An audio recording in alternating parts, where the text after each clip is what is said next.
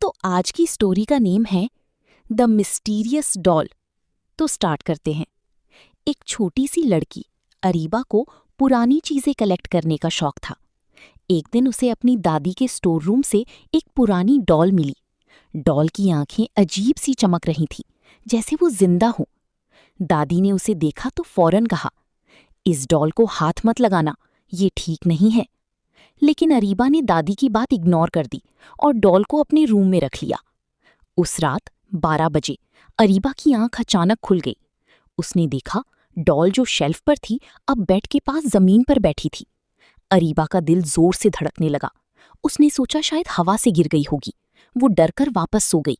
सुबह दादी ने जब रूम देखा तो उनका रंग उड़ गया। बेड पर अरीबा नहीं थी, लेकिन वो डॉल वहीं बैठी थी, बिल्कुल सीधी। दादी धीरे धीरे उस डॉल के पास गईं।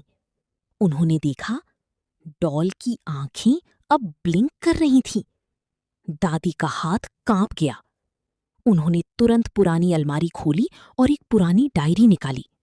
डायरी में लिखा था, ये डॉल कभी मेरी बेटी की थी, लेकिन एक रात वो भी अचानक गायब हो गई थी। तब से जो भी इस डॉल को रखता है वो कभी वापस नहीं मिलता। इतने में अचानक कमरे का दरवाजा जोर से बंद हो गया। धाम! दादी घबराकर पीछे मुड़ी और देखा डॉल अब बेड पर नहीं थी। रूम में एक ठंडी हवा चलने लगी और धीरे धीरे हंसी की आवाज गूंजने लगी। फिर अचानक दादी ने अपने पीछे से एक हल्की सी आवाज सुनी। दादी, मैं यहां हूं।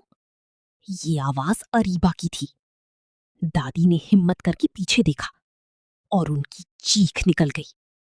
उनके सामने अरीबा खड़ी थी। दादी ने जब अपने पैर के पास अपनी जैसी डॉल देखी तो उनका जिस्म कांपने लगा। रूम की हवा और ज्यादा ठंडी हो गई थी। अरीबा धीरे धीरे दादी की तरफ बढ़ी। उसकी काली आंखें सीधा दादी को घूर रही थीं। दादी रोती हुई बोली, अरीबा बेटा, ये तुम नहीं हो, ये डॉल तुम्हें कंट्रोल कर रही है। अरीबा रुक गई, फिर हल्की सी हंसी हंसी। उसने अपने हाथ की डॉल को जोर से पकड़ा और बोली, दादी, मैं कंट्रोल नहीं हो रही।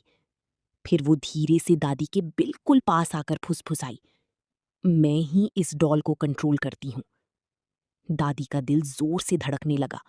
उन्होंने घबराकर डायरी दोबारा खोली और आखिरी पेज पढ़ा।